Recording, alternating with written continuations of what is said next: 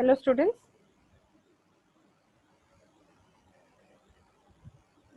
তোমালোকে সোৱা মই last class এটা question দিছিলো calculate the gravitational force of attraction between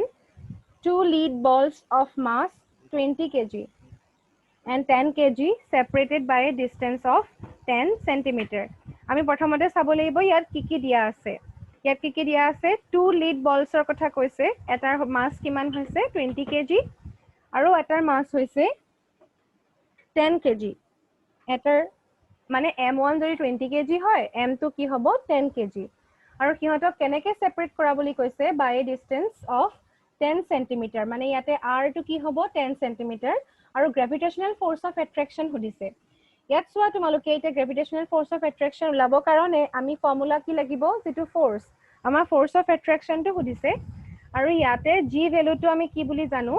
we have g equals to 6.67 10 to the power minus 11 আমি এটো লিখি থৈছো ওকে সোৱা ইয়াতে আমি g ভ্যালু টো কি লিখিছো এটো হৈছে g ভ্যালু এটো তোমাৰ ইউনিভাৰ্সাল কনস্ট্যান্ট গতিকে ইয়াৰ ভ্যালুটো চেঞ্জ নহয় এটা f ৰ ভ্যালুটো আমি যেতিয়া উলিয়াম f ৰ ভ্যালুটো আমি উলিয়াবৰ কাৰণে f মানে হৈছে গ্ৰেভিটেশনাল ফোৰ্স এতিয়া ফোৰ্স টো উলিয়াবলে ফোৰ্স অফ অ্যাট্ৰাকশন উলিয়াবলে আমি কি কৰিম f equals to g into m m1 into m2 by r square এটো ফৰ্মুলা তুমি যদি গুটেই ভ্যালু বিলাক বহাই দিয়া তেতিয়া হল তোমালোকে এটো आंसर পাবা ঠিক আছে চাবা তোমালোকে आंसरটো কাৰেক্ট হৈছে নে নাই হোৱা এতিয়া আমি আজি চাও acceleration due to gravity of the earth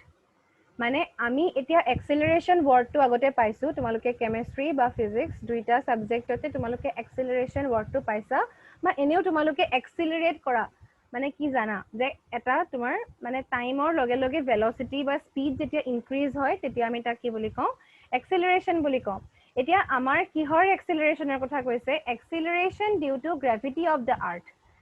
আৰ্থৰ যেটো গ্ৰেভিটেশনাল ফোৰ্স বিকজ অফ দ্যাট যেতিয়া এক্সেলাৰেশন হ'ব এটা বস্তুৰ তেতিয়া কেনেকে আমি তাক এক্সপ্ৰেস কৰিম আমি হেতু কথা গম পাম acceleration experienced by a body during its free fall due to the gravitational force exerted by the earth মানে acceleration যেতিয়া experience কৰে এটা বডিয়ে কেতিয়া কৰে during its free fall মানে ওপৰৰ পৰা যদি আমি ওপেনলি এটা বস্তু এৰি দিও তেতিয়া কি হয় ওপৰৰ পৰা আমি যদি এটা বস্তু এৰি দিও তেতিয়া কি অটোমেটিক্যালি তললে যায় হেতুকে আমি ফ্ৰী ফল বুলি কওঁ মানে আমি যিমান ওপৰৰ পৰা নেৰো কিয় সেই বস্তুটো কেতিয়া ওপৰলে না যায় কি তললৈ যাব গতিকে এই প্ৰসেসটোক আমি কি বুলি কওঁ ফ্ৰী ফল বুলি কওঁ গতিকে কি কৈছে acceleration experienced by a body during its free fall মানে acceleration যেটো বডিটোৱে এক্সপেৰিয়েন্স কৰে কেতিয়া এক্সপেৰিয়েন্স কৰে during its free fallত এক্সপেৰিয়েন্স কৰে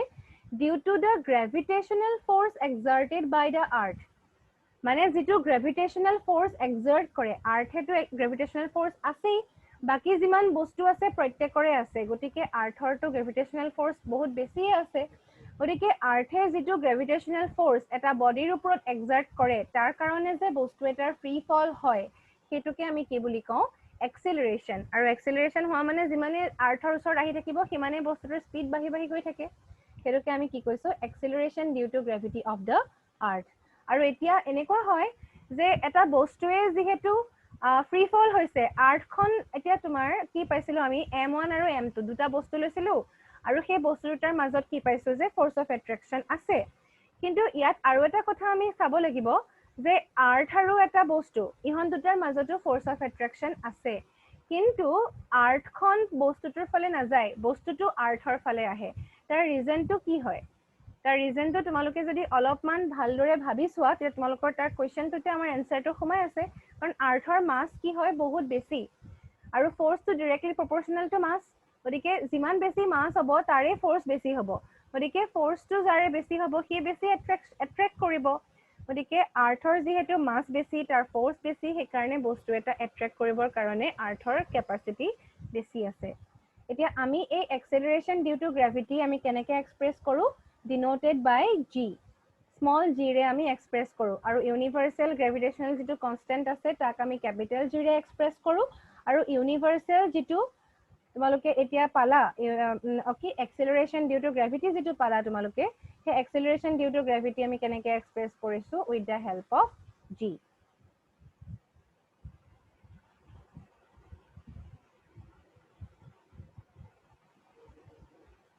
Next আহিলে expression for acceleration due to gravity. এতিয়া acceleration due to gravity কাৰণে আমাক এটা কি লাগিব equation লাগিব বা expression লাগিব আমি কেনেকৈ express কৰিম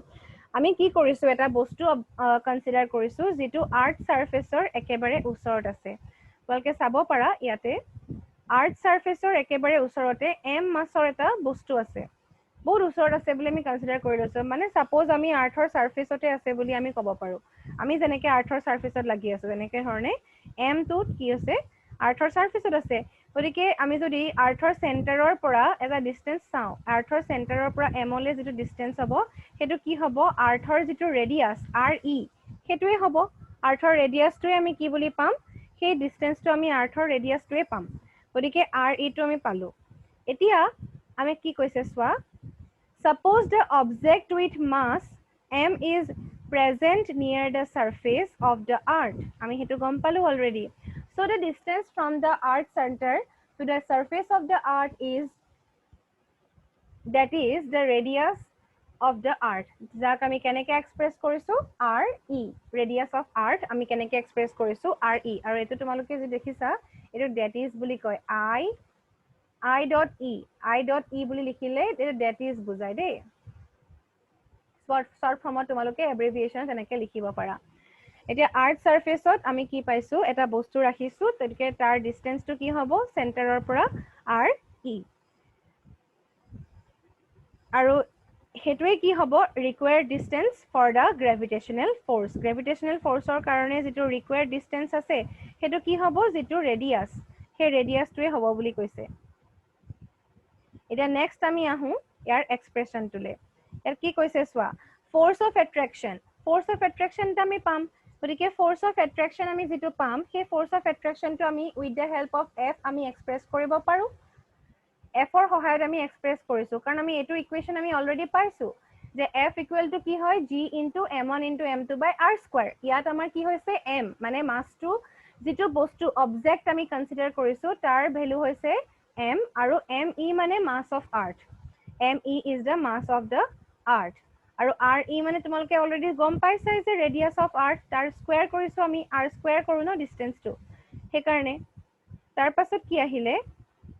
তাৰ পিছত কি কৈছে চোৱা since Newton's second law নিউটনৰ সেকেন্ড লৰ মতে আকৌ ফোৰ্স মানে কি আছিল নিউটনৰ সেকেন্ড ল আমি যদি চাও তেতিয়া আমি ফোৰ্সৰ ভ্যালুটো কি পাও force is equals to m into a আমি এটো ইকুৱেচন পাইছো গতিকে আমি ফোৰ্সৰ দুটা ইকুৱেচন পালো এটা a এৰ ঠাইত আমি ইয়াতে কি লিখিম g লিখিব লাগিব কাৰণ আমি কি কনসিডাৰ কৰিছো ইয়াতে a মানে হৈছে এক্সেলাৰেশন কিন্তু আমি তো ইয়াতে যিকোনো ধৰণৰ এক্সেলাৰেশনৰ কথা কোৱা নাই গাড়ী এক্সেলাৰেশন বা মানুহৰ এক্সেলাৰেশনৰ কথা কোৱা নাই ইয়াত আমি কিহৰ এক্সেলাৰেশন কথা কৈছো এক্সেলাৰেশন ডিউ টু গ্ৰেভিটিৰ কাৰণে যেটো এক্সেলাৰেশন হৈছে সেই বস্তুটোৰ কথা কৈছো গতিকে এক্সেলাৰেশন ডিউ টু গ্ৰেভিটি আমি কেনেকৈ এক্সপ্ৰেছ কৰিছো with the help of g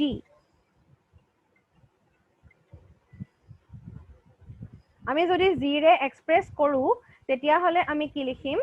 ইকুৱেচনটোত f equal to m into g লিখিম গতিকে আমি যেতিয়া m ইনটু g লিখিম mg ভ্যালু এটা পাই যাম মানে আমি কি কৰিব পাৰো ইকুৱেচন 1 আৰু ইকুৱেচন 2 আমি কি কৰি দিব পাৰো ইকুৱেট কৰিব পাৰো আমি ফোৰ্সৰ কাৰণে এটো এটা ইকুৱেচন 1 পাইছিলো আৰু তাৰ পাছত আমি এটা ইকুৱেচন 2 পালো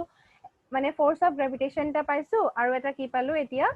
সিম্পল যেটো আমি নিউটনৰ সেকেন্ড লৰ পৰা আমি যেটো ফোৰ্স পাইছো সেই দুইটা ফোৰ্সে একেটা ফোৰ্সে হয় কাৰণ আমি দুটা বস্তুৰ মাজত ফোৰ্সৰ কথা কৈ আছো গতিকে আমি এই দুইটা ফোৰ্সকে আমি কি কৰিব পাৰো ইকুৱেট কৰিব পাৰো আৰু যদি আমি ইকুৱেট কৰো তেতিয়া আমি ইকুৱেচন 1 আৰু 2 ৰ পৰা আমি কি পাম mg is equals to g into small m into capital me মানে হেতু হৈছে mass of earth divided by re square গতিকে ইয়াতে আমি mm cancel out হ'ব ইয়াত তোমালোকে দেখিছা m খিনি cancel হৈ গৈছে ইয়াত cancel হৈছে এটুত cancel হৈছে cancel হোৱাৰ পাছত আমি g ভ্যালুটো কি পাইছো gme by re square আৰু এটো বস্তু তোমালোকে অলৰেডি ক্লাস 9 ত এখিনলৈকে এক্সপ্ৰেছ কৰিব লাগে আসলতে গতিকে তোমালোকে কি পালা acceleration due to gravity of the earth আমি কি পাইছোঁ জি ভেলুটো g/m/r² আৰু এইটো তোমালোকৰ ব্যৱহাৰ হ'ব ইয়াৰ পাছৰ আমি যিখিনি এক্সপ্ৰেছন কৰিম তাত তোমালোকে এইটো ব্যৱহাৰ কৰাটো দেখা পাবা